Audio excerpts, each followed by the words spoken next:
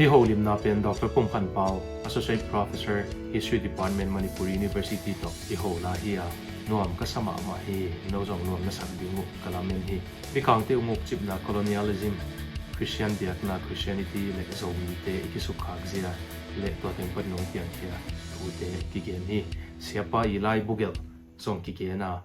thu hoi tampi ke bangin ka nga be hi no song nga be dingu ong lamening zongina to na chi bangina pasiane pinato PhD history na la kasangka na lim del sanggina pian ka hollow kay manina PhD kalak na bangzong India gamading ina university hoi pen chi bang ituan hollow notice ta ding ina bel again thei pen khat belong suak ai zong India gambu pa ding ina gen tam beli hollow ai zong pasiane pinato Arizona State University bang postdoc hi dinga hampan na kanga siang ina Arizona State University pen tabalut siang ina achil teng bang hamsa bang kasapian ai hang ina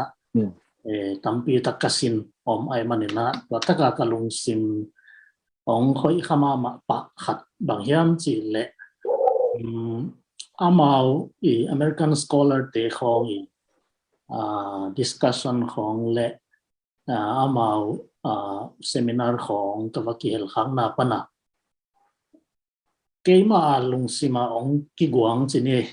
kana sim hiat khat bang hiam chi le ipil zok nang isiam zok nang ihiam zok na ding ina sanga apil zo asiam zo atak zo muna kita kul na hita chi kita kina ong musakin kay manina temta bangin temtong bangin kingai sun le hang at kita thiam na ding pen suang asak ma atak ma ahi keile suang muat khonga kita thangina hiat na nei lo yam ton lo ni chi khat tua khatin ong ngai sun sakai manina ka om namun pen Arizona State University pen ki khan khiat dan lai pil na lama ka khan khiat dan to ki khai ma i pial tale ka ki sek puli ka ki sin puli ka han chiam puli chi to nak pi takina thala kai manina namni kamuna konggen mama pisai khatna academic to pisaya kamuna tuadan ahipa maya kachi mapna bang hiam chi le amau pen leitung pen atung pan en suk to ki bangin kamwa walau India khong le ngamdang tuam ten bel leitung pen ma phwal tekpa ki pheyatina amau del tunget sokuin kam tuam khong NZI zoi theu en koi theu toy manina America banga Southeast Asian Studies South Asian Studies chi bang China Studies kela tuam enina ke kawa om sunga a chamber sidingam a room Hong Kong sak pa bang jong Indonesia research bola kum nga khona om kena ma room jam chi bang tuan hi na academic lamabel sang ma ina kamudan hi discussion level khong ubang jong yet chiang ina ke bang ading ina man zo pa mok lo ke ve khat de ngai na again na pu tel pak lo wa hanga kalung sima oi kitat na ding mun pen sanga ahiam zo mun na hi ding ma na hi ta chi ong musa ani na kagen na bel America zo mi te tamma ma i chianga academic local ke le jong kamuna anamni na gam thum na na tung zo mi te tamma mai to muna khwalizim chiang ina thanga hoi ma khem pe piala in tung banga ki om thei it na de sak na ne in to chiang ina sumle pai zon na jong ha ka tu in to thu pi sa in ai hang ina lai pil na zon na lama tu hon chiang bel sang ti pia tungom ta ina to han chiam zo lai ina ape zo lai leo to bel de saking hangin om namun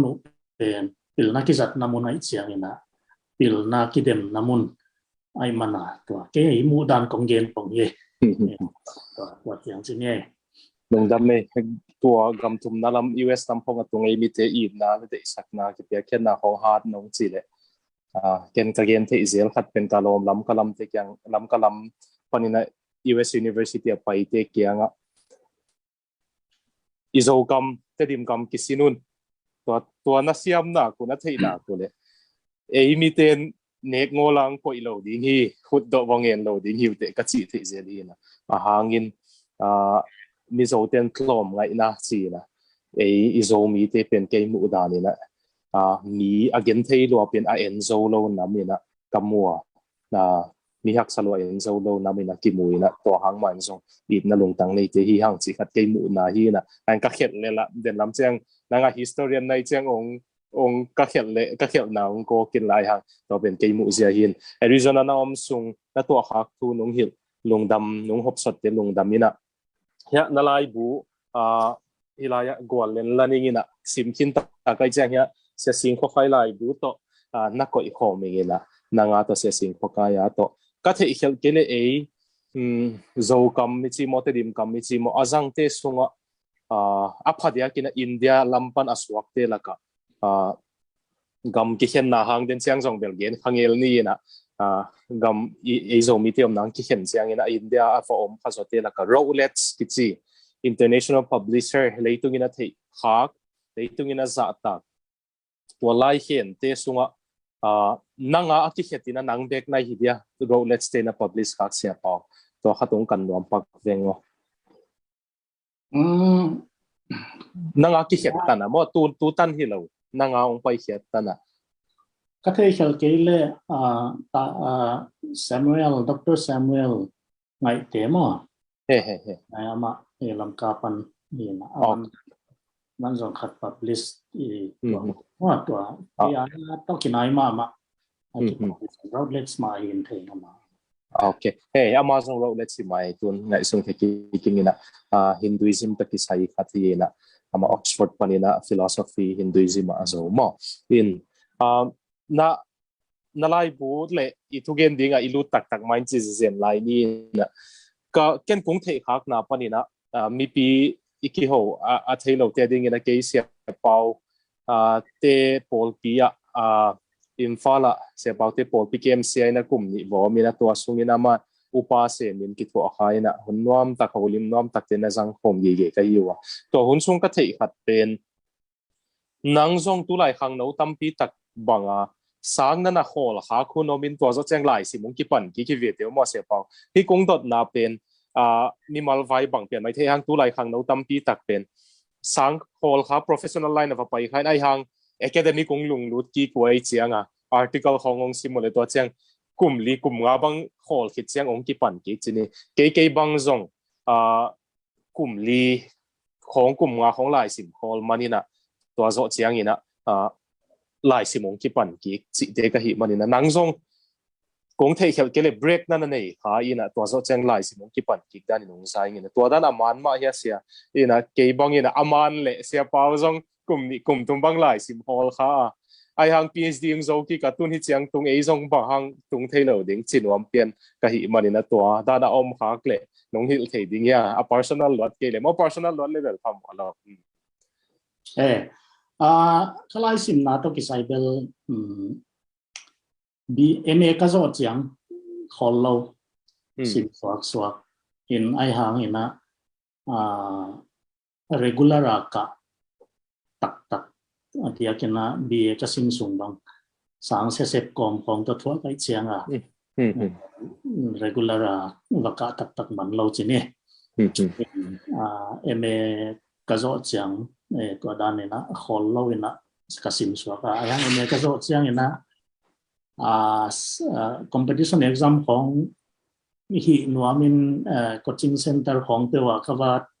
tai koi leกลุ่มนี้ของไปทีนี้องค์รวมตัวกลุ่มนี้เบรกจอดเสียง PhD หลุดกี่ตัวด้านเฮ lung dam me ตัวไอ้ซักมาบางอย่างนะหลังนู้นเฮียไงตีนะอีบีเอซิมนาสางินของหอยพาเมลโลลำก็คอลเลจที่ด้านของฮีนะอากาลปันนะอาซิมคอลัมเตที่ด้านเลยหอยตินด้านนี้นะอากาศฮีเพียวซองนี่นะตักแค่จิเลงเสียเปล่าเตด้านนี้นะปัสยันมวงเลง PhD postdoc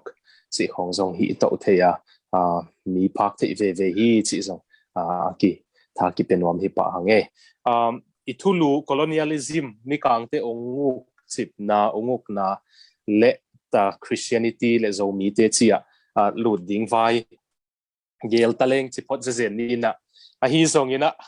นังตกิโฮจิมอกเจียงไม่ปิลขัดตกิโฮวิเจียงยินะโซมีสุงาดิ้งนะปิลเป็นเตลกขัดตกิโฮจะอีเกนนบมาซองตัมเซลินะเกยลุงฮิโมขัดเกยเทนบขัดดงปองมอกนี่ยินะนาลายบัวintroduction เสียเปล่านั่งโซมีเตนะมีกางเตน disarmament สินะอีท้าวงลาเคียดสักเจียงเองนะโซมีเตน go วันมันพอเป็นจะขัดอะไรสุดขัดกีฬาสุดตะกี้บางไงมันน่าสมามาเอาหีจิเกียนขาดสินะตัวเป็นบังจิบังไอโซมีเตเป็นทัลของฮิเลเบลเทลเซียมนี่นะน้ำเศร้าของฮิเลซองเทลเซียมขลายนี่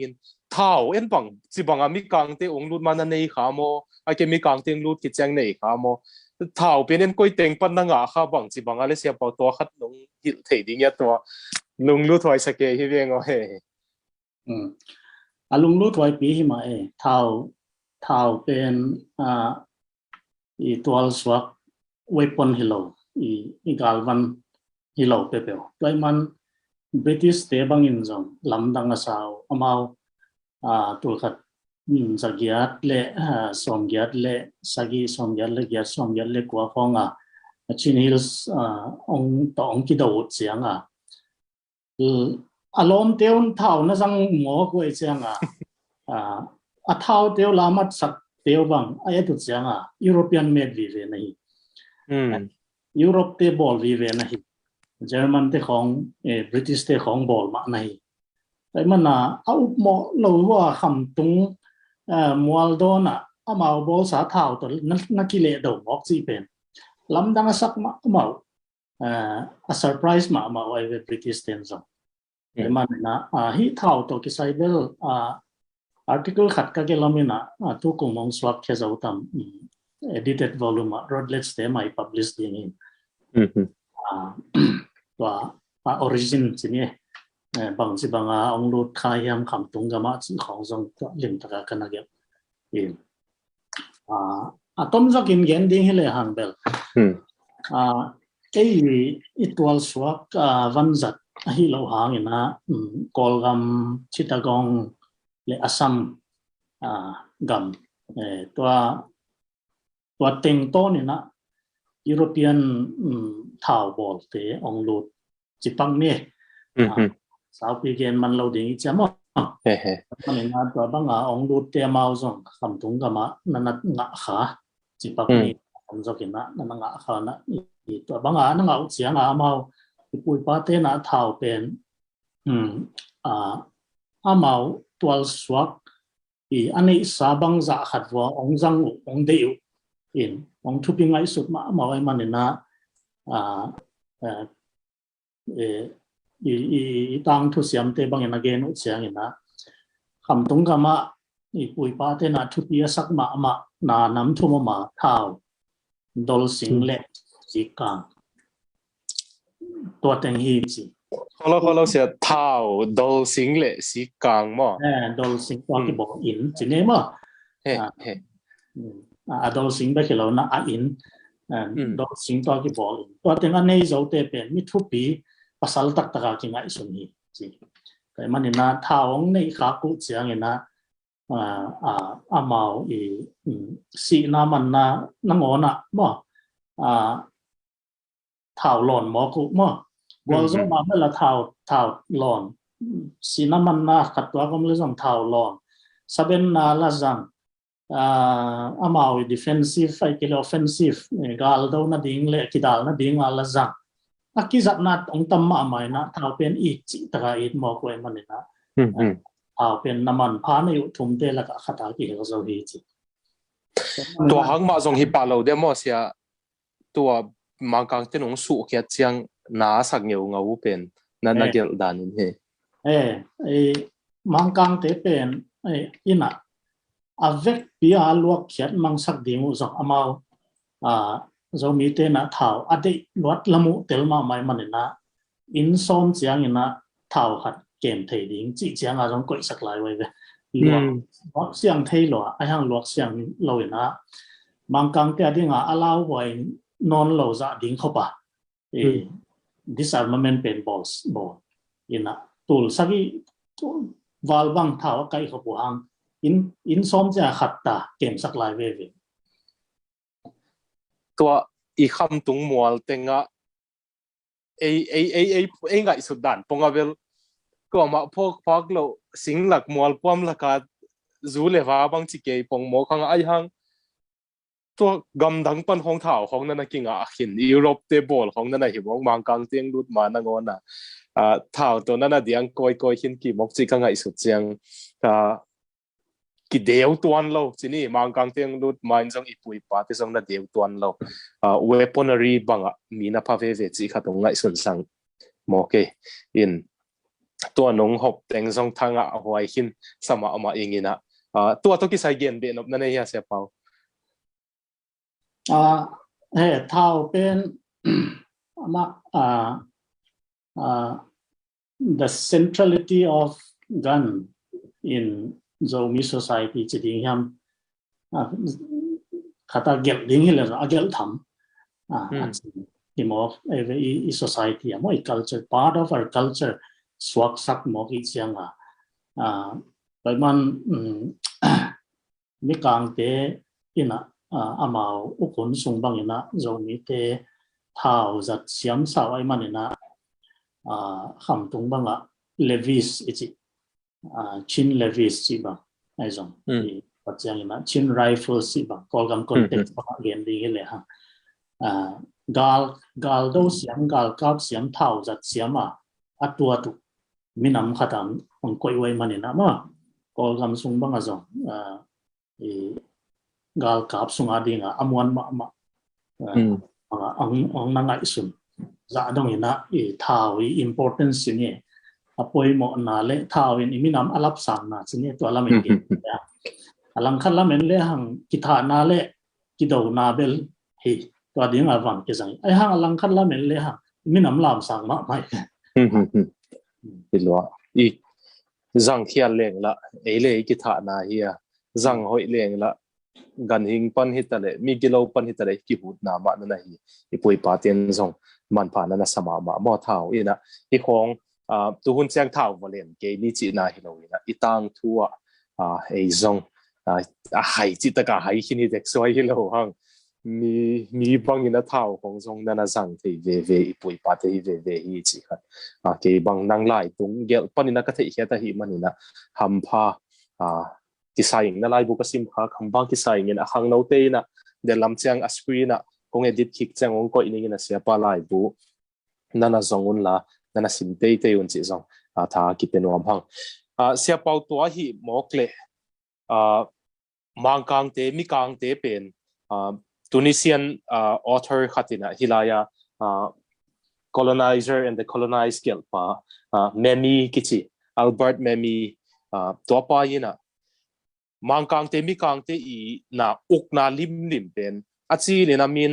amao nge na mi a penuam hi amao hanto na mi penwam hi chin a hi zong ina to a hi pe ma lo atak taka sung thu tak taka sumle pai de na amau hau ding awut manona mi uko hi china a hi zong ina e zo mi te ka et chiang to banga hau na ding ina iten na gam hitale bang hitale et la hoi ding om ke le kilom hi na pi ba hanga mang kang ten eyung na uk khalai zanga le to khat nong hil thei ding ya se pau na dot na thai wai ma le ong dong khama ma nei man long da meng ina lai bo zong ka gela British day na colonialism ichi apepona hwam pin le colonization is colonialism ichi pen economic motive om to hang ma colonization om hi ตัวมันเนี่ยนะองคิปัตนะองตุบเละสุงตองตุบ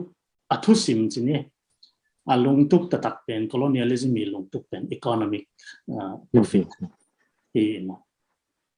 ตัวมันตัวบังตัวมิดปันเอ็นเลยฮะคำตรงกับมาบัง economic profit benefit ในเปมาดีงวยามจิเยจะในโลมาตัวหางBritish หลายเกลมาสเตนะอารักันเละที่คำตรง Indo-Burma frontier คำตรงกันเป็น economic resource จินโลลวยเสียงดิ้งอารมณ์ก็ลอยเสียงมีการเป็นLower Burma จี Burma หน่วยลำตัวขัดสกียร์เลสองกิมของsecond Anglo-Burmese war ของอันนั้นลูหางอินะที่อินเดียตัวกำกีมวลตุงคำตุงกำลำของลูดิ้งเลยดิ้งน่าเอ็นละเปียวมาหรอแต่มันเนี่ยนะตัวน่าอมินไอ้ส่งเนี่ยนะเก็นกลายบัวส่งตัวเกลเล็กก็ argument เป็นของยามสิ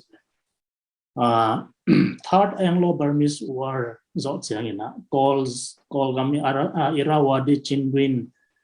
จางกำเต็งเข้มเปียวเลหอยน่าเต็งเข้มเปียวBurman civilization อธิสเปรดนะเต็งเข้มเปียวมีกางเตนะองลากขิตุเสียงอินะอลังคัดละมะ Bengal Plain Bengal ตัวบังลาเทศตัวงาวงตัวเต็งเข้มเปียวสังนั้นลูกขิดสาวขิตาไอมันินakala ahal hi British State Territory ni akala akhen tan pen hi kham tung mual dung te nai arakan yoma song kichiding patkai hills pana arakan yoma tikal pen mual dung bangsa hiam cha akigwal den dana kizui sukhin hi mualina akhen British State controlled area ni lehoi ma ama zangam ni pen akhen chiang ina a strategic importance chini mang pawen gen ding hile ha hi gamtani ki kom ding hile Bengal panina lai akhak ding u chiang ina Assam gama Brahmaputra Manipura ong lot dinga rabang ina Cabo Verde lot so toy manina correspondence hile military deployment hile na khat pe pen kol gam pen Bengali khut mai amai chianga Olgamong Lagzao Chiang, Bengal Lieutenant Governor Khutwaya on Koiwa Chiang. Correspondence administration to the correspondence of Haksalama. By Manina Anuam Zoding, and my Sunato, a strategic importance in Amun Poimona, a Leitang Poimona, on Tail, I Manina, he Munpen, Lualo Tailo, he's on Mukia. Katna, Na, Ani Na, Amau apai zangam teng British ten lakin wai manina kham tung gama singtang mi kham tung mi te na pai zang to agna ki kom ton tung amau zong anek tui don zon na hele to chang ina gal sim na rates isi khong amau kham tung gama ding a zong anak piu khat chini pai zang ma na hin wa pen kham tung pana mol tung pana rates khong ong pai ton tung pen mi kang te na defensive frontier defense chi se ma military postของkhungui na deployment gal kap apwala post sa koi win banga kham tung panang tuak suk ding gal sim na pen nan ton tung ding pen haksa sa se to ta ka khatung wa khat pui paten zong avo sim dep zeldan wai ve mo mang kang pen vo nong kai sak ve ve mo sim lua kol zang zong sim lua Manipur zang zong sim Kachar zang zong sim ta chena Chittagong lam zong sim mo kimi kyang teng sim chi tak ma ki sim ve to hi na kai mana mi kang te adinga akima kyang tengla au khitu ama uk nan ngom khin hi tai chianga hi mol tung leu leu teng jong ok vet ding lak vet ding adei naw ahang nam tom tom te laka nam ni apoi mo ma toi gen te ma lung da mesia tua hi le ya pen ซุมได้มันบังมันสิฮิคาโลวินะอาเมากำอุกนะตัวกิมบังละเดสซัมโกลกำกิมเอาอุกนะเตงูกิทุซักนะของอนบซอกนะดิงวันกิเปียกสุกเปียกตัวของนบซอกนะดิงเป็นอะไรทวักขาบังเทียลเสียนี่แต่เวมอคำตรงเต็งเป็นองลากองลากโซตตะกุเจียงตีอีจิตัวดอลของอาตัมลำสมองเทียมั่วองนงเทียวินตัวบางส่วนeconomic benefit มาอุสองฮีมั่วเลยอ๋อโอเคไอ้ส่วนนั้นนักเรียนด่านเป็นอามาองอุกตกมาจีดิงเฮียอีมัวตรงอิซาเบงน้ำมัวสิเซนนี่ hunting ground เต็งองลากตกเมาอินะเอ็นอามานองกายใส่นะว่าสิมสุกเจเลยเก็กดานี่เดมอเสียตัวขัดจิไลดีนี่นะอีซิมเจียงอินะอีว่าโซหุ่นบังอาอมเฮียอีปุยปาเตน defense เกมขัดของมุนขัดของอีว่าโซเจเลยบังดานี่นะมังกังเตซิมเจียงมังกังเตซิมจงฮิเลียนโลอินิปุยปาเตเป็นแต่จะมังกังเตซิมดิ้งจงแต่จะมาอันเดนักจีบังlocation กำลับปีเปีย outpost จีนี่มั้งก็เลลุหินะตัว frontier defense post ดังมั้งเอาซิมเป็นมีตัวพายจังกมาเตียงเตะของสิมนาฮิโซนกอลจังละมาฮิเล่กอลเตะของนาฮิโซแต่จังกัจจาร์จังละมาฮิเล่ฮิเบงกอลีเตะของจีบังมั้งตัวด้านฮิโซตัวหุ่นลายนะกอลเตของเบงกอลีเตของอวสิมุจังลูมานั่นละตั้งลายอยู่เฮียเสียอีปุยปาเตนกาลูมาอะไรลายอยู่เฮียมังกังเตองไปกวนลายของอินซังกาลูลาเตมาอีฮิลายเวเฮียสิครับลูลาต้องคิดใส่เบลhead hunting อีจิexplanation ดันตั้มปียมินะฮิเบคิโลนากัตเตnaga kuki chin jomi mizo chidi amahi dena kagen patkai hills pana arakan yoma dung suka teng khem pe ba lula lo omlo chini ai zongina scholar ten atuam to again danom pol khatina lula pen politics si moจีด่านของอะไร economic importance ของตัวจง explain จงมั่วอินกูบางทีเลยรู้มาจงตั้งรู้มาอะไรรู้มาไว้จีนี่รู้ไว้การรับสิ่งตั้งจงอมทำมาไอ้หางอย่างนั้นรู้เด็กไว้ที่เราสวยนะพอขัดเป็นว่าสิ่งมุ่งเสียงอย่างนั้นBuddhist is war Buddhist ni jadi tu bang apa sim nau pana alak thei ding tu ba khelo na sila ding salmat mo tu te bang lu sang bang ina jong phat tuam pi zo tu dan khong jong aki gom khom go pi chini okay se tuale ki mangkang ten unguk na igen siang ina mangkang ten unguk kina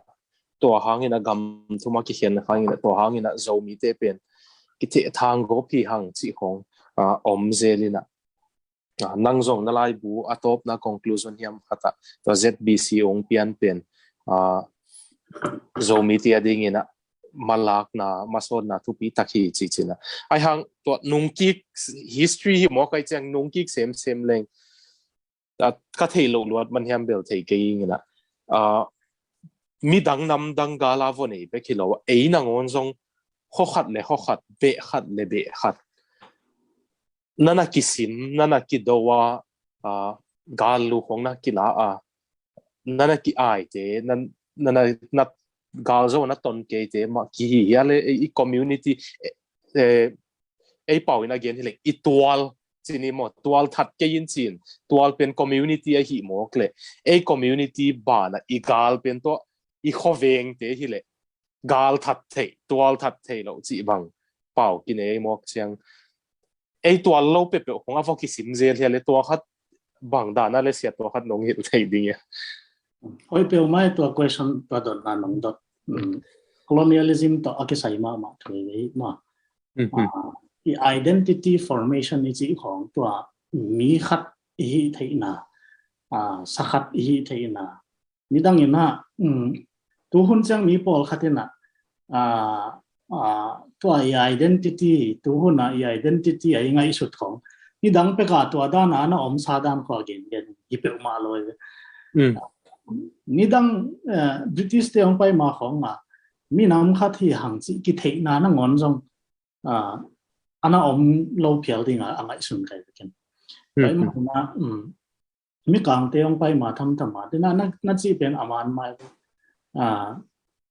amawi tual communities pu sing kho kain ta ma sa kom ding hele tual community polam pe ma tual sung mi akisim lo gam dang mi ai ke le mi nam dang ai ke lo hang na pau le ham be khat ai phial ro ma tual community om lo khat stranger hi mo kai chang amo na tual sung mi te i aki treat dan amawi ki et dan le adang te to ki et dan pen a tradition na atuam pi khan na om mo ki man kho khat le kho khat ki do i chi khong alam dang na hi be ma lo in azong nga ki do tak pi ma u in ta chang tua sang a gol zo de wina chile han tu lai mangkam mina again ding a dynasty khong i chi nom phial tam Silo dynasty Sukte dynasty chỉ định ham mà tuam dan uk pi te chỉ định ham ai kể lệ mang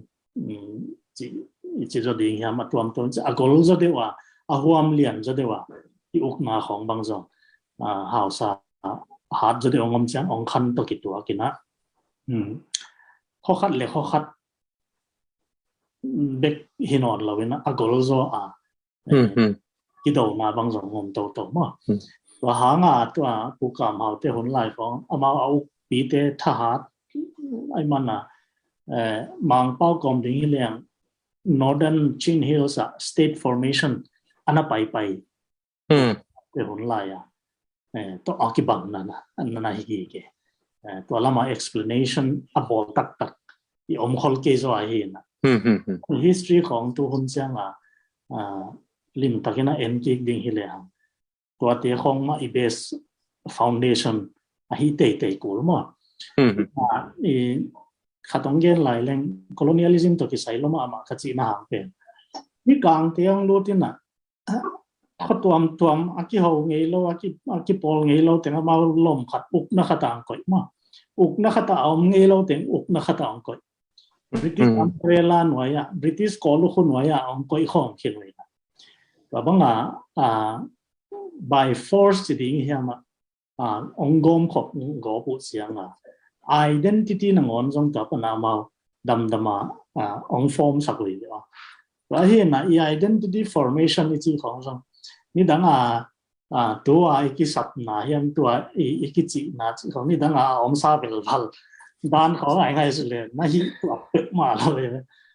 เขาคันเลยเขาคันนังอมนักกิโดเตียนนักกิเทลตัวเคล็ดเราเลยรวยแบบมาเป็นก็ national concept สังtribunality เช่นเดียวกับ community tribal concept ตัวตัวเป็นทุบิดสักนาเลียนสมมติตัวหางมาส่งที่อินเตกี่ไงสุดนะมองก็แค่เรื่ององ correct องฮิลกิกเรียนละตูหุ่นสร้างบางส่งนี่ดังนี้นะอีเบอีพงจิมาทุบีนนะกิสาอีขวบปีเตมาจิบางทุบีนนะสักพัดยาก็เป็นอีปุยปาเตนะตัวหางมาดิ่งเก็บน้ำเป็นปองตัวคงดดนาเป็นที่ดังกันไงสุดแจ้งเย็นเตนะตัวจินดาวคำเตเสียป้าจินดาวคำเตปูปีเตปูเห็นกายเตหุ่นลายหัดลังเบปูเห็นกายเตหุ่นลายบางตัวอุกปีขัดเลยอุกปีขัดนักกิดาวินะปูเตยนะama sut pom dinga sorun putein hibangina ga lukilala leng ami hingki ponon pe ma lo dinga asingkung teng ma lo pateng de ma po ding hi chi bang to kilem na thun na ki genu chi bang izak chang apau ki thei tek อาโจมีเทคอาโจกำจังเทคไอมีเลยไอมีนางอนจงลูนักกีฬาต่างๆนักกีฬาหมอกจีบังองพกสักินะไอหางตัวนั่งนุ่งเกนเลย colonization เป็นอาหอยโลมาหางลำขัดอาหอยนั่นดิ่งเอ็นเตบังเฮเลง identity formation บังอาจงเอียดิ่งนะมีน้ำพัที่หางจีอิกิเตลเซมนั่นดิ่งนะเลียนปีโรเลียนปีขัดนับเลยฟังสอกค่ะนะตัวบังนุ่งเกนเลยแกดิ่งทุกทักเฮเลวเลยว่ามันเสียเปล่านั้นตะกี้เขาเลยกิปิลกอบเลยกิโลมเวอนะนัวเมลุงดำเมไอหางอบันไปตัวลายนี่นะตัวที่มกเลยไอหางตัวลายจีนี่ก็หังทักเตสุง post colonial studies จีบังทุกปีสักเกยุงนะเกบังนะลายบูหุ่นขบมาก็ลายบูซาละหุ่นขบมา post colonial studies ตะกี้ใส่ theological ปันเอ็นฮิตาเลpolitics ฮิตาเล economy ปันเอ็ดฮิตาเลมาคังที่องค์คิดจังไงสุดนะจีนะตัวเราจัง Derrida philosopher ปัด Derridaเทปอลจังอินะ deconstruction จีนะฮิตมาคังที่องค์นั่นลงซิมเป็นอินเอสวักเทปอลเป็นลักเขียดดิ่งฮิตสิบังอินะกิฮันเสียมเกยินะตัวโตกิโตนี่นะมาคังที่นะอีกกำมุงเอเต็งเป็นมัวลขัดเต็งคมเต็งเป็นกำทุ่มบังของสวกเกยินมีผมเทียดิ่งเย็นที่เล่นศิลาองค์ในเตบียกนาบางครั้งเอ็นนาดิ่งสิบางของผมเทียนะตัวเอยุงุกสิบเอถ้าตั้งตัวบางตัวองค์เทียนะลุงดำนัทองปวกขัดองสวกโมกัยจังChristianity อีจีเป็นไอหิหางอินะเกย์apologetical point of view เกย์บางอย่างถ้าเอ็ดเสียงอินะกินยาลนาบางครั้งโนปีปวกขัดตัวกันในอุจยังเกย์บางอินะอาเทหินลัวก็หิลหังมังคังเตอุกนาอิจิเลคริสเตียนเบียกนาอิจิเป็นอีเห็นเสียมดิ่งฮีจิของบางฮัดเวกำมัลบางนั่งสังเทนไอหังอัทุกตะกาเทลงอินะฮิกิกาลเห็นเทดิ่งเสียอมเฮเลเสียปาวไอเกเลcolonization เล Christianity เป็นอะไรบังเฮเลบังเทฮิกิกาลขัดนงโฮมเทดิ่งเฮียcolonialism เลChristian mission เป็นต้นข้อมที่ไล่ที่ด้านเสียที่ด้านขัดตินงเกนไล่นี่ไงกาลาเตละกับทุกตัวมันสิพอจะเห็นนี่มีฟอมเตละกับทุกตัวเอาเมาเบลเอาเมาคังทักเต้นกี่บ่อยปิวเหแต่จีเจนนี่นะก็เฮียมเตจิดันเลยนะก็เล่นนักลมปักกาลาเตขัดทุกเกนนะไปเลยนะก็เต้น introduction นะบอลนะตัวไอ้ทุกอย่างดิ่งป้าเป็นอินเดเตหีนั่นจะเสียวนะมาอินเดเตสักแล้วจิดานะไอ้โซมีจิพอดนี่กาลาเตเป็นมังกังเตนะมาอุกนะนองกายสักคุเลสาซีทารุเตปอลนั่นนะบัวอยู่เหรอพามโอเคจิพอดนี่นะมีฟอมเตียเป็นชินัวคีบาเตปอลินะอุตุอันนั้นเกนตาเวลตัวเตทุกตัวมันทุกปีเกย์จีไหนแล้วไอ้ตอกิสายะมอไอ้เลียนะไอ้โซมีเตเกียงเลียนะฮิอุงุกเตเลChristian mission เป็นองค์ที่ตนเฮียไอเกล Christian mission เตนะ economic พัดตัวมันดิ่งซองเอ็นฮิโลบางดิ่งซองเอ็นฮิโลว่าตัวมาองค์ปัวกุเฮลงดำนัทูสิขัดนงฮิลเทดิ่งเสียน historical point of view ว่ามั้งมี context อีเทน่าดิ่งนะ larger context ขัดจงอีเทเรื่องปีสัมกษาcolonialism เป็นมีดังของกับกิปันเอ็นเลยฮังcollaborationist is it mission na sep na Christian mission na sep na le gam kek na colonialism pen ton khom ya ton khom lo pai khom lo pang khom lo na sem khom lo chi question tam pi om ton tung mai historians pol khatin again dan bel nam thu min khenui collaborationist pang khom mission na sep na le gam kek na pen ton khom pang khom ki hu ki pan pi tho ma ta che na partial collaboration is chi jong min pang khom lo la bang akisap na bang ala hi khom thei ve anga fundamentally they are different ma bang yin tak to pen na tuam to la jong akisap na mona hi khom thei kyau zer ve in kwa khat om ta chang nam thum na non collaborationist asem khom bel lo pang khom thei bel lo mun zo gente na ding na chile hang hi Africaของและอินเดียตรงละ Roman Catholic Church ong tun zo na pen Portugal le Spain pa na Portuguese Prince Henry ina gamong kek sukin ama pen missionary zila nei ma khat na hi lai jang ina biang na Christian biang na the zak ding tua koma gam kek ding chi lung sim to naong tek mana tampi tak Roman Catholic pen ong ki the zakตัวตัวคิดว่ามาตัวอเมริกาของ Catholicism Catholic discovery ตัวคิดว่ากันมั้งตัวด้านเห็นแต่ยัง partially collaborationist ตัวคิดใส่บางอย่างเลยหันแล้วนู่นเทมาบาดีเวลสิDavid Livingstone บ้าง David Livingstone มาแอฟริกา missionary again อุจจาระgospeling นะเสพสังexploring na sepen lim hi zo ai mana a sponsor te bang ina nu sia wa hi chilian ai mana pasian thu gen sang aman ek agama leitang exploring British kumpi kyanga atop na hi gampen ukchip dinga ho hi chi recommendation idea pen na pia dang wada akul le ki sabna muna ana pangkhom ve ve ma pahin a context ending hi lang zo mi te la ka zai zo kam khonga ai kham tung gam khonga either the flag goes first or the cross go first chi dan kha mai singlam te pai ma sa mo ai ke le British te lan pai ma sa chi kha tamin ei gam bang en le hang bel British te lan ong pai ma sa re mo flag ong pai ma sa ong pai ma sai na tua ma ong pai mana missionary te ong tung chilen ti hial pe ma lo ding bang yam chile khal kha Arthur Carson le azi Laura Carson Mart som le kwa sorry som le nga tu kha zagel le som gel le kwa ang tunu changa khal kha atun na hang pe khal kha pen British te I fort khatai falam pen bel a capital hin British te mun pi hin ai hang subdivision thuma khenoi changa subdivision khat khal kha pen to British te I gal kap ot taga a omna akichet namun ma be lai ve ko yam khata kho khat pe wa be long ki pan hi pe ma lo ai zol khong long tuat bang ma hi ve British te I gal kap te omna athei nge lo mun wong pai wai se toi mana collaboration ahi naw mo same ti hu to fundamental au pule atu pubel ki bang lo colonial ruler te le missionary te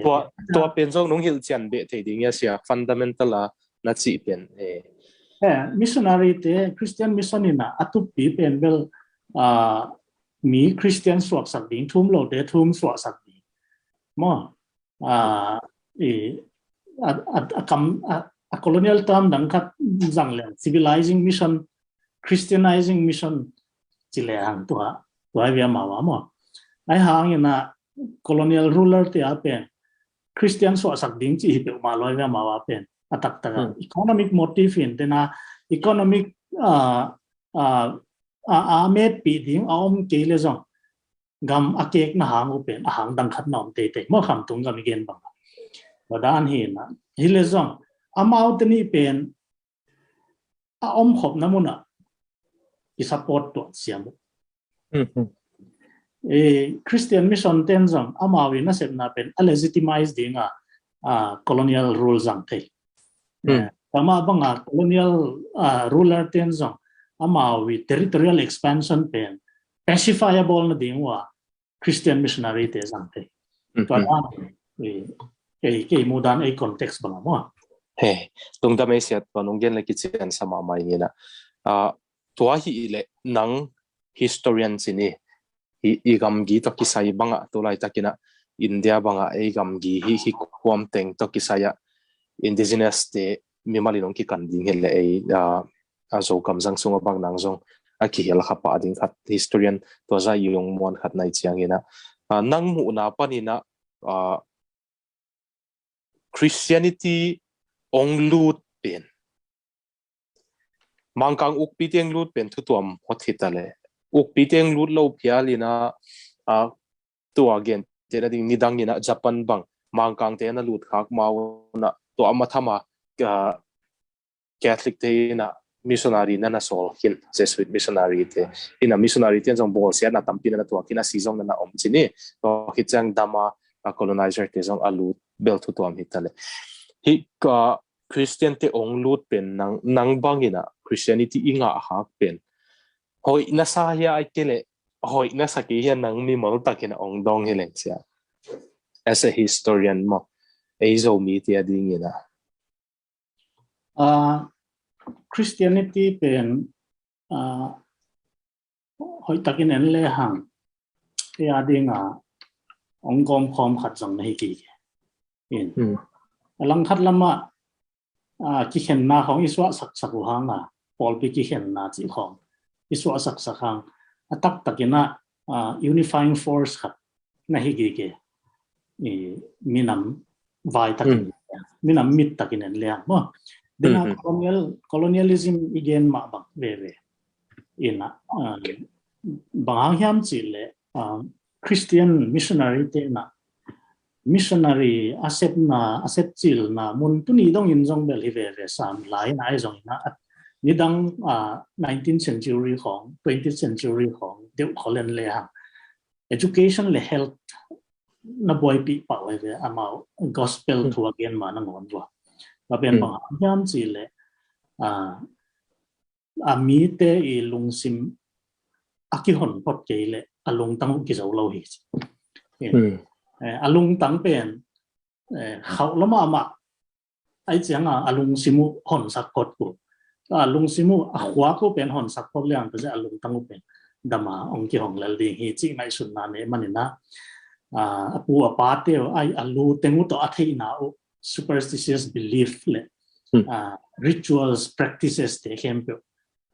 to athei now to avat anazat ne traditional system te kempe azo zo na dingwa dam lo khat ki thoi na pan dam zo ke le modern medicine khong ta na treat modern na to pu pau son le pu thwa mang de bang zo atak taka dam lo na hang pana ta te dam lo na hang phana mis bang khat missionary te zakri te ang zat man wo tapi dong swak chỉ đàn kỳ lại với mà và đa hiện cả mà bằng education chỉ không rằng cả mà cả tiếng văn sẽ đàn này đi em anh hi đàn education le health to cái sai văn sẽ đàn này chẳng hạn alang khát lắm em le hàng lung sim ông hon sắc đặc biệt chẳng cái thế na chứ nhé mi nam khát hi na ngon cái thế na bao cái bằng hi na hi lắm ngon cái thế na nghĩ na cái bằng rằng hi lắm ngon cái thế na mà to nạp pi ta gang kham sat in mà Christianity pen colonialism om ke le zong ong lut ke diam chi bằng gen ding hi le ha kham tung gam bel 19th century khong ina ong tung zau ke zong aki ma kianga Christian movement pen han ma ve manina ong tun hun khat bel nom ve ding in British te ha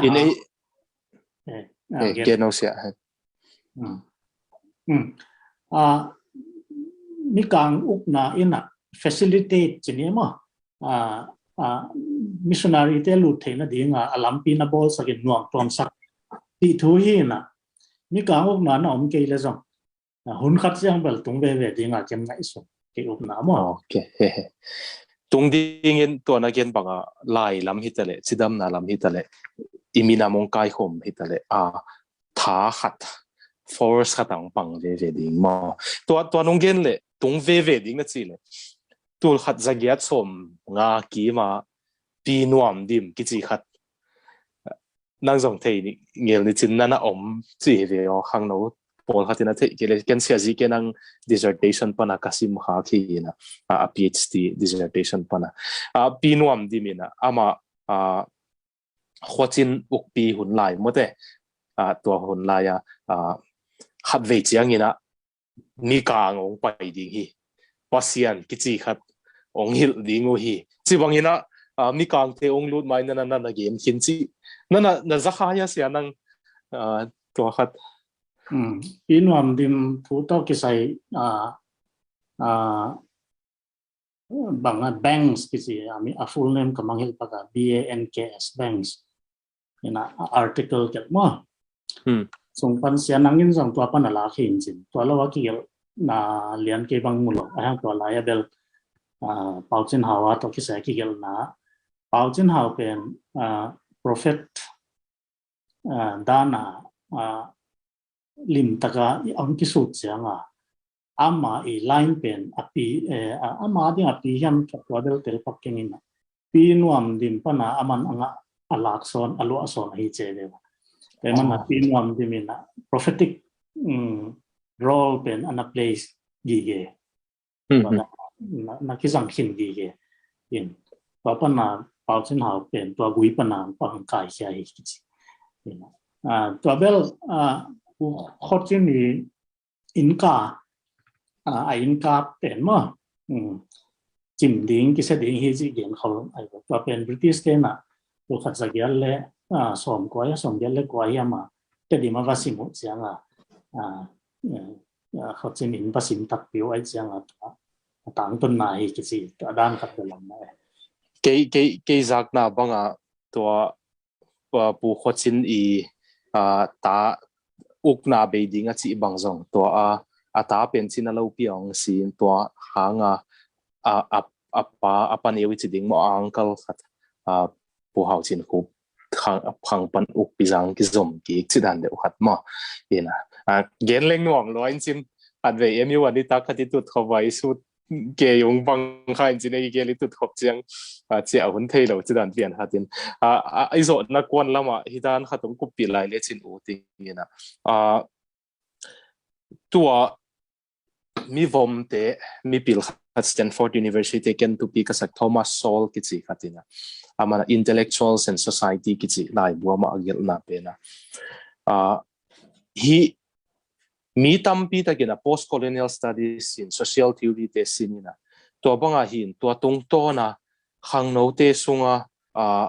มีดังมุดานากวนมั้งฮิเตองบอลเสียที่หังฮิจิกวนนี่นะตัวมันกิงโอนาเป็นองไปอินตัวหาง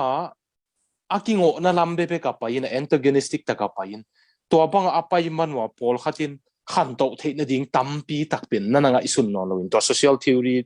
แต่ง political theory แต่งแบบบวยปีนะไอ้ส่งญี่ปุ่นเตเลสกอตแลนด์เตบังอินเป็นหุ่นขัดไลน์มีบ่เสียมีโอเคมาไอ้ส่งอินะตัวฮิจิดิ้งจีนะตัวเตเป็น victim ได้กี่ไงส่วนนี้นะหอยโลแล้วมาลายินเกจิบังโลอินะมีพักนั่นดิ่งจังเวเวนญี่ปุ่นเตบังตักเหตุเวเวน science technology entrepreneurship ขังเวเวสกอตแลนด์เตจังตัวบังมาไอ้ส่งอินะAfrican intellectual ปอลขัดบังลายเสียมปอลขัดบังอินะตัวเตคงมีเตเกี่ยงว่าถ้วยตั้มปีปวกสังมีกังเตองบอเสียที่ยังจิลำปังเบกวิมีผมไม่เวฮีเกล Stanford University Hoover Institution ทอมัสซอนนะเบกลำอัตุปีบอลมาไกตั้มหิมันนี่นะมีผมเตเป็นซุ่มเล็บไปฮิตเลยบังฮิตเลยขันโตดิ้งซะขันโตโลนะเตละก็หางตั้มปีเตละขัดเป็นตัวเป็นฮีจีนะตัวมันเกี่ยบังอินซงตัวเป็นมีเตียนซงมีกังเตองุกมันตัวมันจีเป็นอีจีน่าจะยังซงมาอินเตจีทำนี่อีกคำซงมาหังกิเกขมาอีงอทำนี่ไอหังตัวจีมันหัวอีหุ่นไปซาเป็นromanticize เกยินะ glorify เกยินะนี่ดังบัวนะบังมาโลบังมีกังเตองไปมาจีนี่นะตัวก็กาลาเตยินะบังเสียรามราเซียจีดันเดียวรามหุ่นลายอินเดียกัมเพนิจินมันโนมีจีดันเดียว again เลยอันนั้นยังพอขัดที่นะเจนิวปัญญาเลขัด article ขัดIndian past glory จีเป็นกูที่ขังเอโลฮิวจีน้ำยังขัดที่intellectual ขัดที่เกลีนะตัวด้านpast เป็น romanticize เกยินตัว present อีขันโตนะดิ่งบังขังโตโซโลเลียงดิ่งสัมมีงอนะเบกจีนี่องค์กำตั้มลายเลง Thomas Hegel นะpolitical philosopher ปานะ the labor of the negative จีนะมี ตัวเตบอลเสียแต่ฮิจิหังออเปรสหังฮิจิหังจีน่ะตัวเบเบกลุงซิมาก่อยไว้จังอามาปาวารงในครับจังอ่ะอาลุงซิมุเป็นเนกาทีฟลำที่เวียไปได้จังอ่ะอ่างอดีงงส่งเวียอาปาวารุตัวมีงอส่วนจังอ่ะอามูดาเตียงบังเลียนุจีเมาตัวเป็นฮิตบังอ่ะไปมั่วนี่น่ะมีหมอสักนาทัวข้ากิสักนาลุงซิมเบเบกับไปตัวอินขังตัวดิ้งบ้าขังตัวส่งสักเหล่าจีนตัวก็จีจังมังกังเตทุบปีบอลเนี่ยจีฮิโลมังกังเตจงอาเซียนเอากินอาเหล่านาอโมนาฮาตัมฮีอดิ้งอาจงอาหอยเหล่านาตัมฮีเสียเอ็นเอาเกินดันเลยลุงดำนาทุ่งเปียวเห็นละโจปวนินนาตูนเล็งอามาเอาปวนตรงเปียกเขาพูดจงอันองกายปีจงนี่นะตัวอาเซติอาเซหินฮิตายจังอีไมลำโนดนี่อาจินวมเปียนก็เฮียกีตัวต้องกิใส่นั่งไงสุดนาบังอมยามเสียอีโซนาดิกพอยน์นี่นะจีนี่ตัวเป็นนงกุบนงกุมเทดิ้งยามตัวไงสุดนาน้ำนี่มังเกนเตะอาฮิมามีน้ำต่อกิใส่ study ของบางอย่างปอยโมมาไงสุดนา viewpoints นี่นะบางอย่างจีเลยตุนอี subject เป็นมาลุดจิกดิ้งให้เลยหัง colonialism ต่อกิใส่บางending ให้เลยหังเดี๋ยวนักจีบางนะหอยนั่นลำพัง ending ให้เลยหังอีเกนเทดิ้งตั้มพิยงหอยเรานั่นลำพัง ending ให้เลยหังสักเกนเตนานะองเขียนคำจีลำแต่พอไอ้เกลี่ยตัวเซนซัสของเด็กบางส่วนเอ็นเลยหังอันเน่งตอง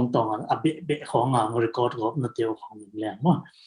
เซนซัสของบางส่วนเขียนจากนับปีขัดมีซิม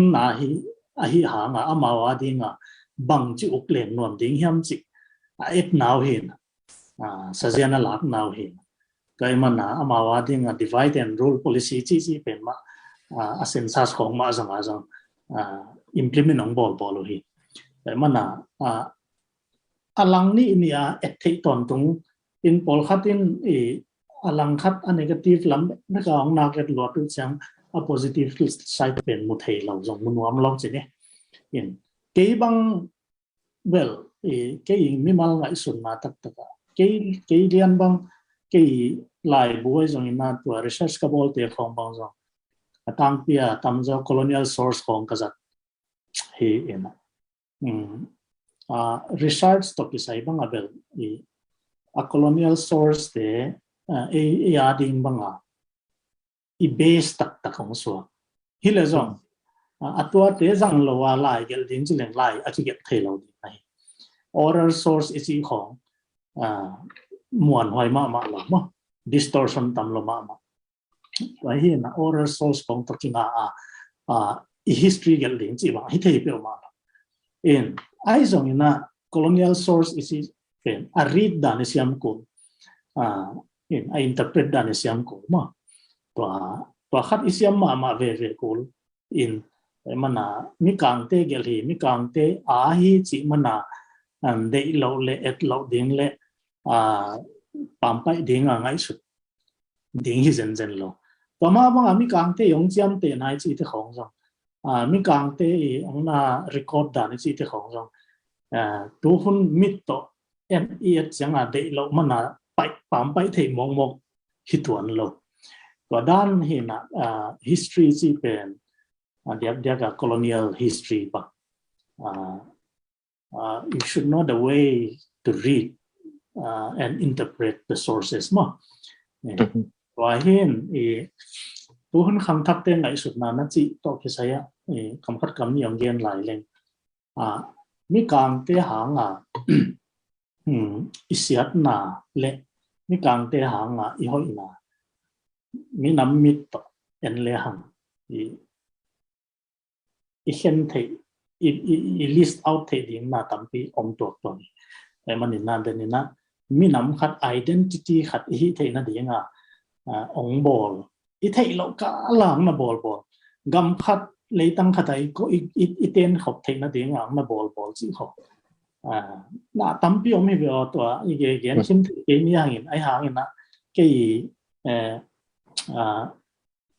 เย็นหรอปะเดี๋ยวนะญี่ปุ่นเต point of view นะจีของมั้ง ว่าของเป็นอาคำตัวไว้มาvictim mentality และ perspective เป็นอีไปสนาตัวหินบางปนาตัวสิกสนาเนี่ยมั้งบางสิขันตัวเย็นแต่นั้นเย็นปักเลี้ยงกำนี่กำทุ่มอีกเห็นนะอีกของเราตับแต่ก็มังกังเต้นกำยีดรอองเห็นมานั่งงอนมาสองอันนั้นกี่กำมีตัวเราเปียแต่มันนั่นแต่ reunification บางส่วนแต่ยังน่ะสุดดิ่งเลยฮันจัดกูเราเลยเก่งไอ้ส่วนจัดนั่นดิ่งอมลงบางคนน่ะunify ที่ยังมาอันนี้เลยตัวเป็น unification process ที่จะดิ่งตัวกี่บางกี่กำคอมกี่ดิ่งสิไอ้ยังตัวเบลเอ็ดดานะตัวมี politics ตรงนี้ว่าลำเบลตรงสาวเกนเกนี่อีกเกนนับpositive และ negative ลำเบลเอ็ดเสียมาโคลไซน์นั่นนี่ตัวเองว่าเดี๋ยวนะ victim mentality เป็นไปสันนี่นะจีเป็นนังกำมัลปันจากไอ้จังกลงดำมาไม่นะเกี่ยวยังไงนะจงอีปวดที่จะหอยจะลักที่ตะกินลักอีกนี่พอมโอเคฮีจงนี่นะตัวไอ้จีมันนี่นะมีดังงอยนะมาโซนที่เราอินอมเกนี่มาจีเป็นเกกับไปปีขัดินเฮียควดนี่องซิมนี่นะเสียตัวที่ตัวกิสัยนั่งนะคอมเมนต์นะผมเล่นคอมเมนต์นี่ละตัวจอดเสียง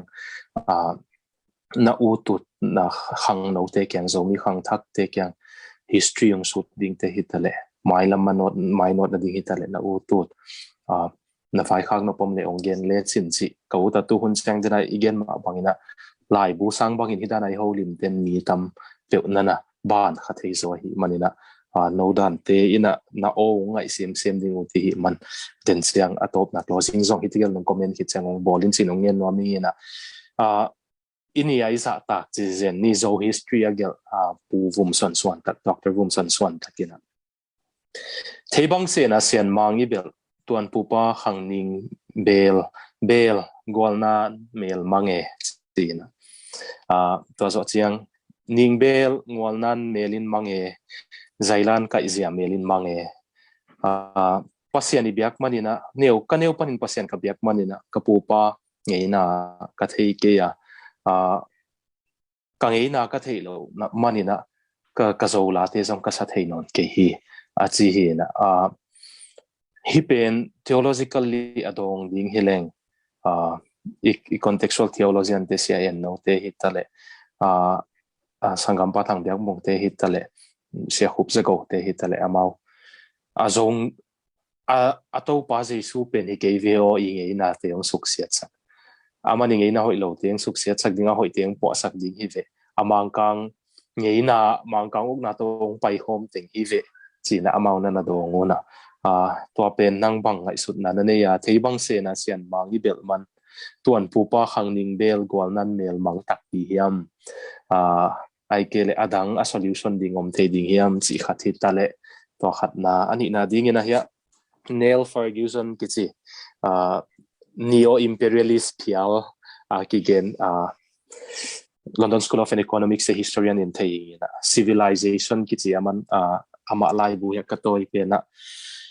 at its core asung tong a civilization is the texts that are taught in its schools learned by its students and recollected in times of tribulation. The civilization of China was once built on the teachings of Confucius.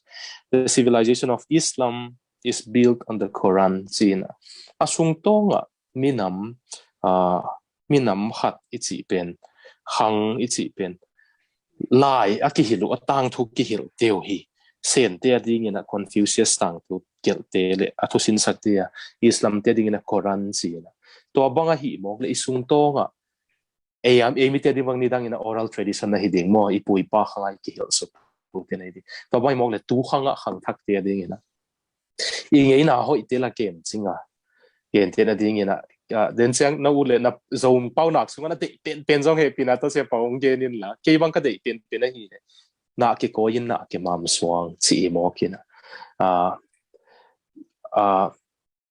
po khatin nang ke ko yin na ke mam swang zong chi na hope lamet nang pia ye mo to ipui pa te pau nak na nei pe tapi do vai jesu vai song sai na ken to tua khong bang ki hil to ding ko ma ipau nak te ingi na te kep na zong lai su ni tua bang nang na ai gan ngom thei ding yam se pa tua masa na gen to ki sai biak na to ki sai ko zo de mo te biak na ni ngei na biak na ina ingi na su sia si lam again nom to ki bang mo te Hebel no theologian te pol khong i thuk kan ding le tel gen ding polin ayang ina historical point of view pan gen ding hileng zon culture is pen ni na is bel aki he environment to ki sayama ina environment atom dong zu ya ingi na zong ki adapt to ding ngei na pen aki form na koi mun hiam si koi hiam kha da ki form ina mun khatai cha ki transport koi ki he ngi lo chi bang lo ina a environment in ngei na bol is a culture chi khong mo culture is formed by the environment so ding hiam to dan hi na ai mana environment ong ki change chang ngei na zong asukha nam te man Christianity ong lut chang ina biakna ong sukha ai manina biakna is part of culture ong hitamo nge biakna ji pen ingei na te la kha apoi mo ma kha dang tai chang aki sukha lo aki sai khak lo the to man hi mun liana biakna hi lo zoina ingei na sukha pen western culture westernization chi zo ding yan pa dai zo tam chi ke ngai sun na ma gen te na zu to ki sai bang gen ding ya pui pa te na ngei na zu hoi ta na za to chi ne hoi lo wa jang jong belom kha thamin chi na kham sia ki tong khong thamin ai part of their culture mo kum khato na zat zat ngei na hi zu pen siat na anga ki en hi pe ma lo nyang tui do na ki don chi mai ne pakin vai na hanga Christianity ong lu chang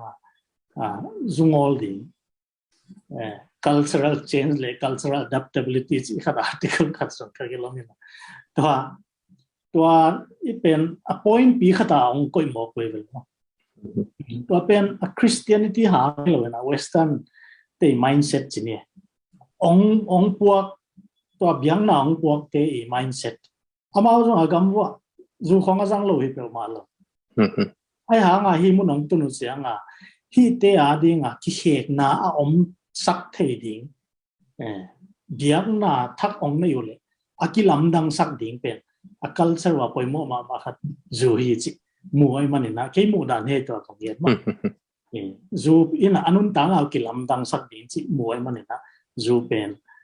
target pi khatang ne hi chida na ngai sum ke ba ai manina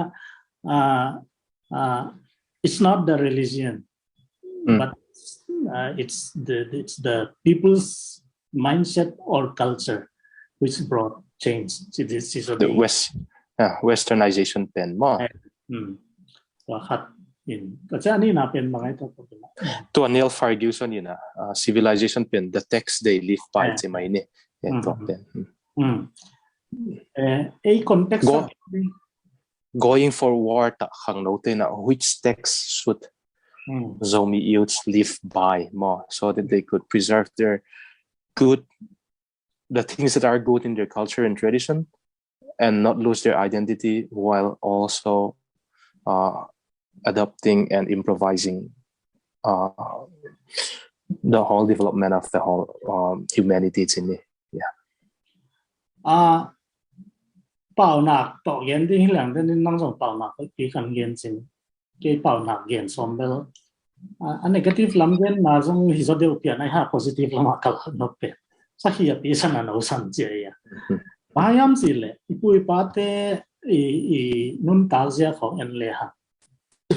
คิดดูนะเขาไม่หลงมุมมาอีกมั้งยังหางในตะการคิดดูไว้เลยมั้งหางในตะการคิดดูเห็นนะที่เล่มโลกนายที่ของหางในตะกี้เลยยังอีกนะเละกิเลสนะกิขวานนะเนี่ยแต่นั่นนะเขาดูป่วยของเอ็นปักเลยฮะ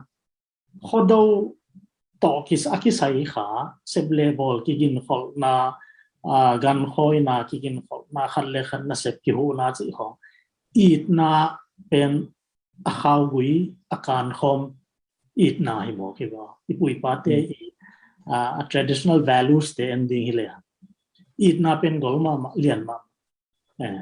ตัวเป็นไอ้ขังทักเตละก็ตัวเป็นกษัมมากษัตริย์ขัดอีปุยปาเตอีในบางเอจงอีในนนตักไปดิ้งตัวทุปี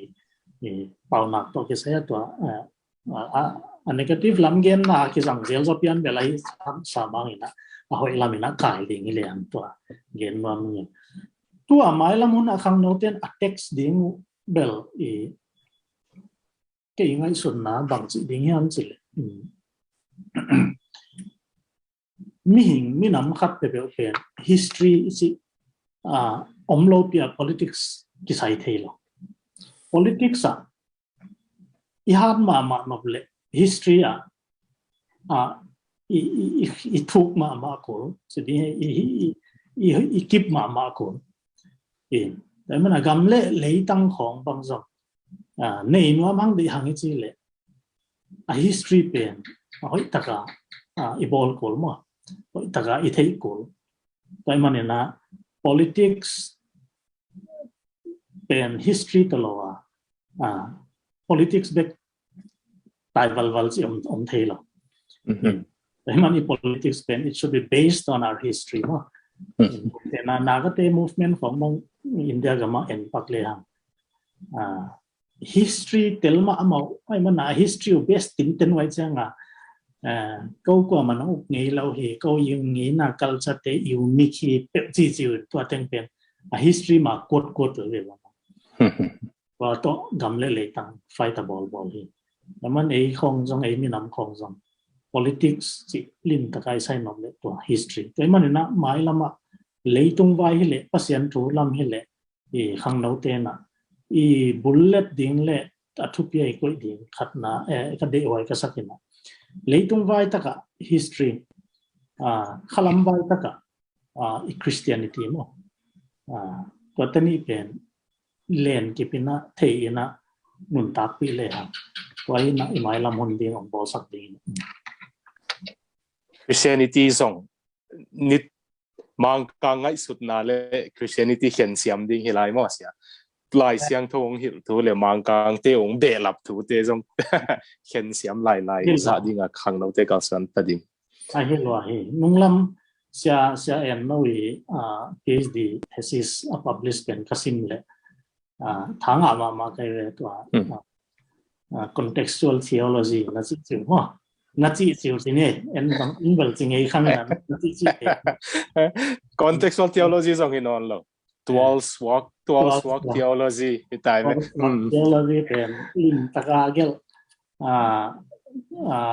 อีปุยปาเตอ belief system อุล Christianity ของบุคคลนั่นเองบางทางลัวอินะตัวบ้างตัวนั่นจีบางChristianity จีของจง colonialism จีของจงอีเอ็ดด่านขัดเสียมดีมั้งตัวฮิปเปอร์เลยอี textbook อาจจะอมโลหิตวันโลหิตสินว่ามีไงเห็นแล้วเกี่ยนเสียงบ้างกอลเตสังมีเตียนลุงดำนัทวิสันเทใบอิสกนาเป็นบุดิซึมมโนเทซิมิติเดียงพัศยันขัดสิเป็นนั่นอมโลหินะไอซงยินะไอโซมีเตนะลงใจพัศยันจีบังหัวจิงจีบังอันนั้นไอ้ที่นี่จังไอ้ดิ่งองเตลเสียมปะนกมอองเตลเสียมนกปะจีนี่ตัวอย่างตัวลำเกียนตัวเล่งเสาเกนโลเซลนี่นะเสียปนงเกี่ยวกับปีทุตั้มปีขังโนเตดินงเกนเขียนลงดำนี่นะตุน closing statement ด้านนี้นะนักเรียนนพอมเล่เฮปีละโตองเกนลายินละตัวจีนะตัวอีโฮลิมนะเป็น ขาเขียนนี่มั้ง นี่ต้มนักขอลปะก็ไอ้ลายหนังขัดของออฟปะก็อ๋อเลยตัวเสียเปล่าว่าไปเขียนส่งยินะขัดตรงเกณฑ์เลยเกณฑ์อะไรเตียนดีนะหุ่นขัดลายตัวมากลุ่มทุ่มกลุ่มลีลายเป็นกันเนียวปนินะนาวปังชิกิปนินะเสียเปล่าของตัวเรียนเวจินทุกขัดเกณฑ์เด็กกับเกณฑ์เวดีเนี่ยนักเรียนนักเรียนเนียวนาวปังชิกะฮิปนินะกับปานะมีกลางลายเกี่ยวกับของส่งทุกปีนะไซนะกลมตะเกียงก็เรียนเสียงลำดังสักกุเป็นเกณฑ์ตันงากะฮิกุมินะอัลเบิร์ตแคมุสซิมขินตากะฮิกะจีเล็กกลมเต้นลำดังสาวนะกับปานี่นั่นในไอ้เจียงเอ็นกิสิมีมาไอ้แคมุสเตของอีนะตัวเซกิฮังเฮโตวีนะฟิโลโซฟีของกิสิมโตวีนะตัวมากุมตัวโซเจียง theology กงสินเลย systematic theology จีนะมีกลางเทอีอามาลายเสียงตัวอาซิมเจีย theology กว่าสุขของกิสิมลายก็ง่ายสุดน่าเต็งเป็นนี่ตุ่มกำทุ่งง่ายสุดก็เป็นนะ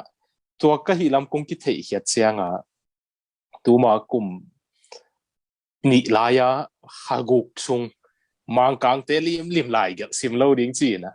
เซนเตตาจงอินะเกาหลีเตตาจงอินะเอมิเตฮิตาเลกว่าเตฮิตาเลพัศยันทูเราเอเชียนเทซิมินมูวี่จงเอเชียนเตกาของเงินเอเชียนเตมูวี่ของเงินใน Netflix มิสเตอร์ซันไซน์จีเกาหลีเตนอามาเกาหลีอัตภาคเสียของ historical drama อสุดกี่กูตัวของอังเอินาวของอุกปีเตอหุ่นลายกี่อุกเสียจีของอมนะเอลินะตัวเชก็ฮีเลยเอมิเตลายเกลเตตเลยเอเชียนเทกงซิมเลยภาษาอันทุตกิตัวกันุนตักนังกี่เฮโซอะเทมอกลายเสียงตกิตัวอีน่ะตัวภาษาสุเป็นนั่นนี่ตุ่มกำเฮ็ดโลเฮตัวภาษาสุเป็นนิสวะกำเอดันอิสลามเตียนนั่นน่ะฮิลัวเยรูซาเล็มกี่มาagain เตน่าจัดเตจงมังกังเตสังเอ็นกิเตลเซียมโซชินี่นั่นน่ะฮิมอกอีน่ะซูลูปสลูปน่ะฮงอะจงทุหิลดิ้งอ่ะน่ะไปล้วนนั่นน่ะฮิมอกตัวภาษาสุเป็นอีน่ะตัวด้านฮงก็คงเทเซมเจียงอีน่ะ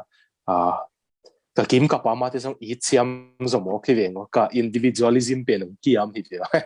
เกย์เวก้าเวลวันนวมนำไกเจียงอะไรบุคัดมีดังตัวคิดว่าดิ้งเฮจินหาเป็นองไปกี่ก็สมอเนี่ยนะตัวคัด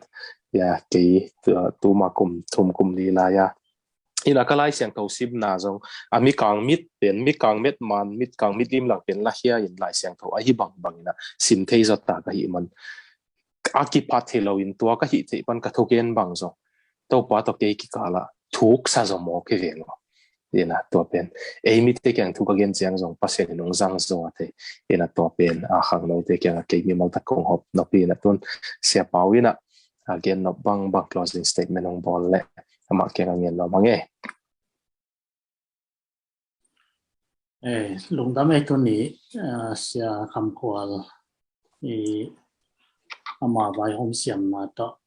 บางอย่างนะมุนน้องเปียไอ้มันเนี่ยนะกระลงดำมาใหม่นะ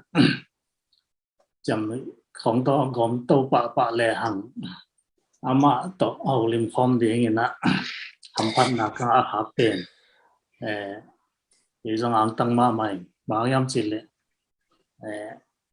ก็อินฟลักจงยินดีนะเกินบางนะต่อปีขันนักกิจทั่วขายนะอามาขังโนมาหนาวปังบอลดิ้งให้เลยหังอีกป้าตากมาจีนี่น้องหนาวบอลนั่นจิเกเห็นละภาษาอันทูลำให้เลยตรงพิลนั่นลำให้เลยลำเม็ดมาเลยอิมวันมาขัดไอ้มันนี่น่าตัวปานะไว้ตั้มเปียจงจัดสักหินหมายละมาจงจัดสักดิ้งแต่มันนี่น่าเดนินาบุละจำน้อยจิตาคือจีบางนะอามาตัวกี่โฮดิ้งจิองคิดให้ลิมคิดปันนังอ๋อเนี่ยนะ Facebook Friends ที่เขาหิมอกปะมาละไม่เสียงให้บางคนพาอามาตัวก็จะถกขับเป็นนักปีตะกินอังตังยิงจิตัวลงดำถูองเงินมาใส่เงินแต่เจ้าตัวนี้ให้เขาลิมนะ colonialism Christianity and zombie society 这两个是怎样嘛？为么嘛？一睇啥都基本那边啦， itel hol atampin itel hol lo hi ding ina zong ka uma mi ka nguk na to ki sai deep zo le athuk zo le a detail zo khong ina au le mina gen ding hi le gen ding in ki kup ding le i thei nai lo i thei be ding long tam pi om lai ding ina ka uma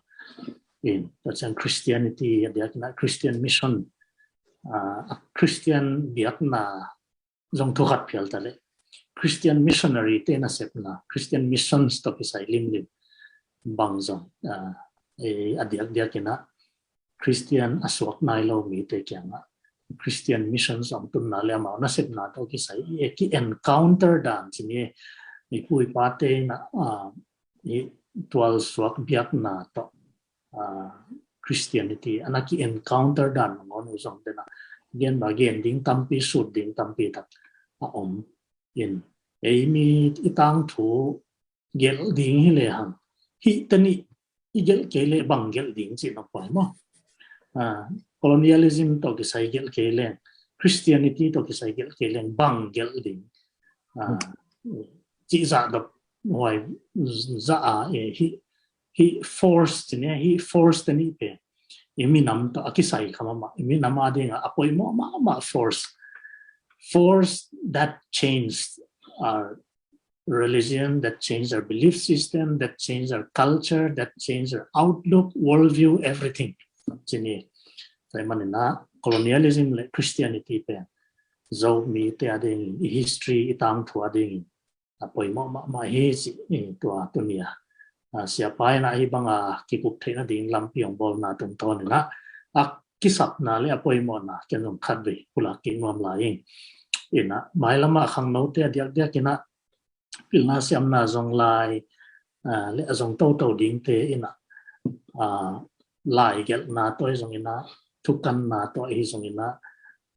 thugen na toy zong ina hi khat popo ko sia hwal to zong ka kamal zat ama zat chine zat mun ma pen empirical evidence chi lim zat ma mai na madana akichian panmun pansan kichian bulkip nei evidence kichian nei de khong ma hoi taka panmun pansana zanga upmo thuyam ai kele emotional lungsim de dan de kai dan chi te pol bek khong to zang lawina bulpo kichian nei panmun kichian nei theina kichian nei supportive evidence kichian nei chi khong ma khang no lai sim lai to scholars in the making chi ding yam ni khat ni chianga mi pil mi siam scholar thupi ma ong swak ding te ading bang zo ma pe ta ina han thon ma mi bang yam chi le leitunga bel galvan khong le sum le pai hau na khong le nei le lam khong athupi ma hi ina pil na ichi pen minam ading jong minam bu pa ding jong athupi ma to te sang a jong athupi zo hi chin na khamai sun me man na minam level ina minam ho amina ending hi le ang jong zo mi te song banga jong university level la aikele international level la regional level la chi bangina i level tuam tuama academic akithei phaban ding ai zongina ai kele scholarly writing khong mi thei phak ban ding ai zongina wa sang ina atam zo bang om zo hile hang academic theologian secular lambe khilowina academic theologian bang zo to ni chiang bang ke bang athei lo kai kele khut ki kwai zo lai le kilom samai ngai academic theologian chi thei ding bang mo zo mi te sunga dia kina lai siang tho lama phd nga zong tampi zo omkhin ai hangena amawi lai ge academic journal khonga publish ke tak chi pen isim ding zong om tatak nai lo hiam chi no poi za dong phiala tom lai I manina secular lam hele theology lam hele leitung van tung vaya pil na lama song นักปีตะกินะอีหันเจียมดิ้งขังเราเตียงหันทนก็ดิ้งอีนะตุนีอีโฮสปาเสียคำกวาลบางส่งอีมวนมาหินนะตัวกิตัวกินอามาเละอามากรุ๊ปเตจิเนี่ยปะตาควายมาขังเราบางส่งยามกิปอลคอมเตอีนะจะมีสุนัขปีตะกินะมันตกจะอีนะองอินสไปร์จะจิเนี่ยมั่วเนี่ยขังเราตั้มปีตะส่งท้าเปียวไอ้มันนะกะลุงดำนาเละกะปะตักนาตัวนี้นะฮิหุ่นมันพาลายนะมีปีศาจดีนะจงองเกนหินิงทัวลาตัวเทเบลอีเกนสาเต็งตัวจะเจียงที่จิพอนนี่นะฮิบังหุ่นยิงหอมเตลุงดำจีนี้ถ้าป่ามันเบลที่เราเคยเสียงกว่าย่ำคดีป่าตรงลุงดำเกาอิงจีองคุมนี่ไงกระสังนาวเลยตัวแบบก็ดร.ปาโตกิมายงาเป็นไอ้บางกิจยามในอิสราเอลกี่ตัวมาฮิวงที่นี่นะแต่นะดร.ปันสักฮีอภิสันนาวสันเป็นเอาให้ละมาคายินโจมีเตกีอินะเลียนกิบนี้อัดสิเป็นทุปีกษายาอามานามาไลบุกเกลอพรีเฟซ่าปาตกิสัยอเกลนะทุปีกษากับปายนะฮิตยังตันกระตุนเทนดิ่งินนิตักซิมจานส่วนนุ่งินอทุงเงตนาเตอตาเตดิ่งินทุงเงตสักเทกบิลขามังเทโลลวยเดนฮีจีนะมังปาวินะ it still reverberates in my ears the late night prayers of my father for his children จีนะตัวปาทุงเงตนากะดร.ปามูฮิมันนะนูเลปาฮียังไงเตอินซองอิตาเตดิ่งleitung pil na ne pasian la ai ta tampi ipai I khan het sak na ding thungen ni to zo chang ina khang no zo tia ding na siapa academician lamten emotion nei lo na sakka kule siapa sweet dan pen lai ka get lai takina katanui na ong subwai zelin ka khia ong tu zel hi ai zong in to te pen ka kisap ma kana supply ta ka hol zel hui hong ka di khat zel to ka kisap ma lung sim tol dam na ong pia pen na hi mo khi china atanu tunga lung dam ko na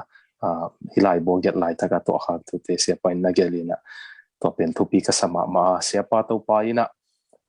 thu phang pe sem hen la zomi sunga sot pi nung ta pil na hitale pasien thu hitale kom ho ma khang no teng van zo ong zun zo ding to pan tu pang pe sem hen na hun pha no pek lung dam ma ong chi na lung dam ong ko ong tu zan ho lim nang ngai khet sak kem pe tu lung dam ong ko ing mai lama zong Spotify pani tar YouTube pani tar lung ngai sak ding hong thum hong yani tu zan ho lim na hial na ding ina Reverend ST Hau go philosopher pa ina agel ong sim ning bang chigam tat ding yam khan kilam dang pian kilam dang bang hi chigam tat ding yam alui khem pe ipai ta diam athak khem pe ipom pak diam alui khem pe sekim lowa athak khem pe hoi kim lo hi alui laka aphao ma athak laka asia om hi alui laka asia oma athak laka apha om hi tua hi e ngai sut siam leng laka apha ke nin athak laka asia not leng alui laka asia pa in athak laka asia teng leng hoi pimut bang sukhoi to hoi lungam liang in ki hoi doi chi om loin ipai nang lam khun sa suaki lungmang kein a hoi nak le pomin lenin alui athak chi tuan kein a hoi chi pen zui nuam pe uleng a theilo ko ma om lo hi a se hau ko get ma bangin izo ngei na sunga zong a hoi te a pha te kem bitin a sia te nolin ni tum gam te to ikisuk to na a ong pia ku to pa jesu kemin au ngei na hoi lo te pai kele ong ching a khang to agwal zo mi pha zo mi khang no te kiswak ding hi ideu tuan lo hi lungdam